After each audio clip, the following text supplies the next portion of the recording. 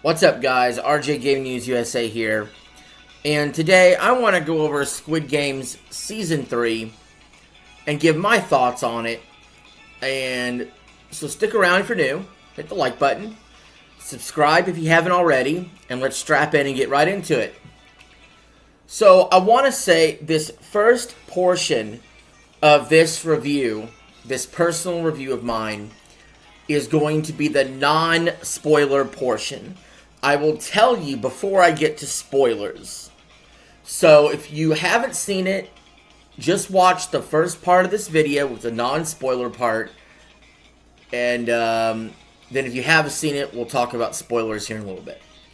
So, before we talk about pros and cons, we got to talk about the overall score I gave it. Overall, I feel this was a solid 9 out of 10 show.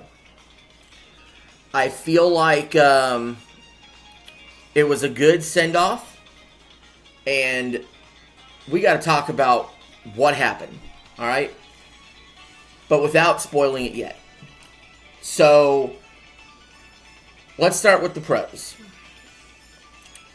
You know, it was coming off that really hot Season 2 and that's really hot Season 2 ending. And I gotta say, I'm a big fan of the first few episodes of this season. I really am. I feel like a lot of the games in the beginning were great. I feel like the acting was top notch. I feel like we've really been invested in the characters. And waiting to see that payoff. And so, I was hyped. Very hyped. Still ended up pretty satisfied, but we'll talk about some of the negatives here in a little bit. But yeah, my expectations for the show was sky high, and it pretty much met them, for the most part. There's some things I would have changed.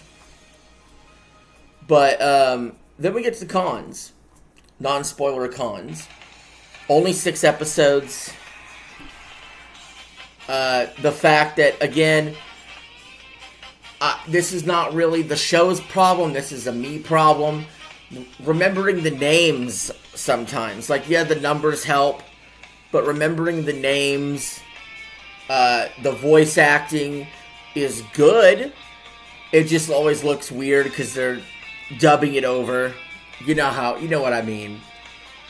It's just stuff that I'm usually not too keen on.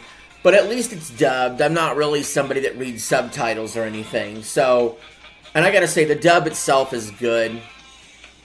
Also, I feel like towards the end, it fell a little flat. We'll get into that in a little bit. And I'll say that there isn't many cons. It's mostly positive. So, I would highly suggest this show. But we got to talk about the spoiler part of this review. So again, if you have not seen it, go ahead and stop the video now, watch Squid Game Season 3, and then come back and listen to my spoiler part of the reviews. Now look, I am not a professional reviewer, obviously.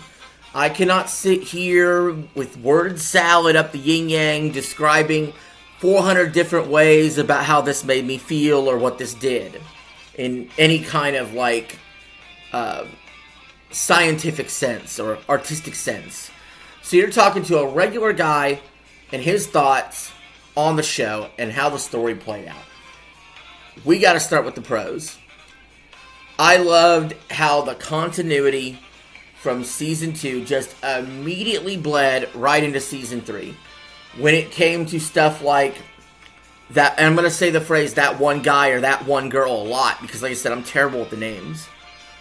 When that one guy went back to get ammo and then didn't come back, there was some huge payoffs there with our main character wanting to get revenge.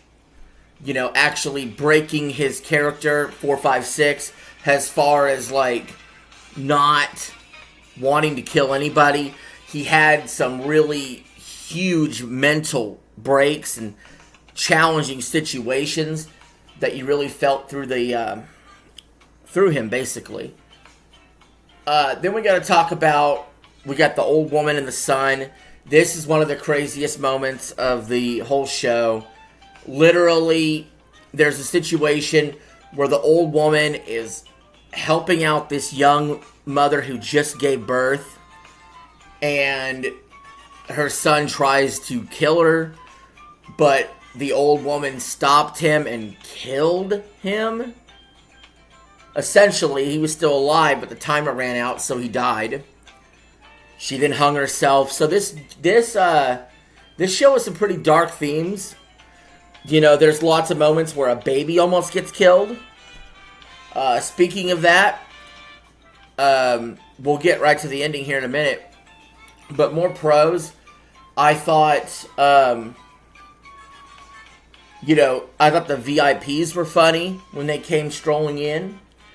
I thought one of our main villains wearing the black masks was a very intriguing character. I would have liked to explore some more. And then that whole side story had a lot of great action in it when it came to that one chick that was trying to save this guy 246 and help his daughter, because she felt guilty about what she did to her daughter. So overall, it all came together pretty well. But really, we got to get to the con. And really, it's not a huge con. Don't get me wrong. I'm not bashing the ending. Okay? But to say the game sort of got more flat as we went on is just true. The game started devolving into just kill each other. You know what I mean? Like, the jump rope game was the last good game, really. But the last game, the finale game they did, was really just kind of dumb. It was pushed people off a ledge. You know, we just had a game with the jump roping a bit ago where you're already falling to your death.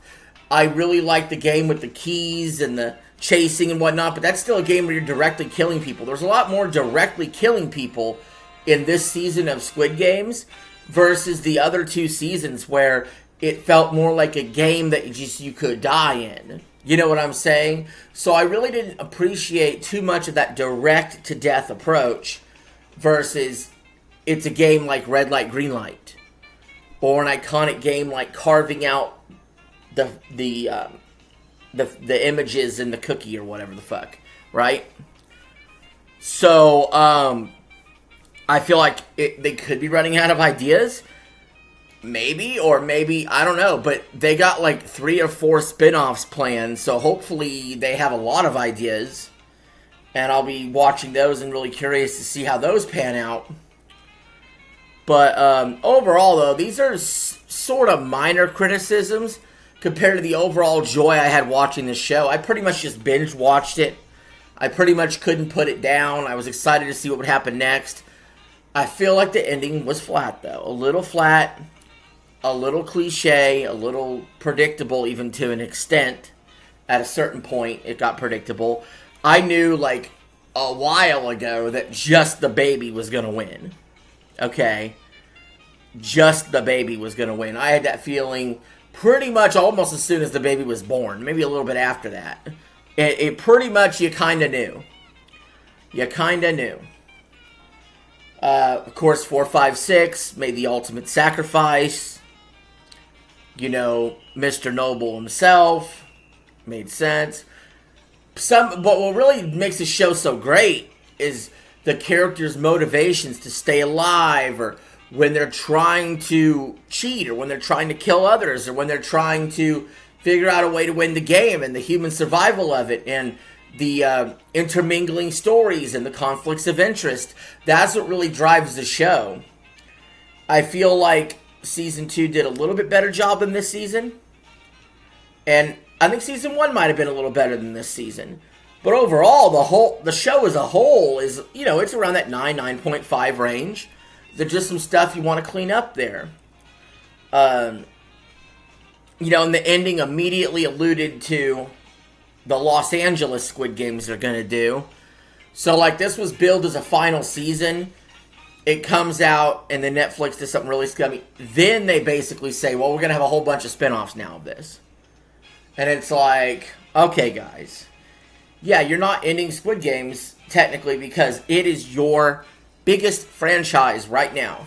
And to be honest, I was on the verge of canceling Netflix after this year because so many shows were in their final season, like You and Squid Games and Stranger Things and Big Mouth, like 4 pillars of Netflix. But now that I know Squid Games is coming back for in different spin-off forms, I'm excited to keep Netflix and to keep trying these spin-offs, especially if they space these out right, where you can actually watch them in a timely manner and not have to wait 2 years for one or 2 years for the other. I think this can be done. So I'm very excited for the spin-offs, and I'm curious to see where they go. But yeah, anyway, like I said, wrapping this up, my conclusion, this is a 9 out of 10. I think it's a really strong 9. It's not a weak 9. Like I said, I think if the ending had been as good as the first 4, the last 2 episodes have been as good as the first 4 episodes for me, we might be looking at a 10 out of 10. But I don't know. I'm just a guy talking about Squid Games. Let me know your thoughts in the comments below, and I will catch you all later.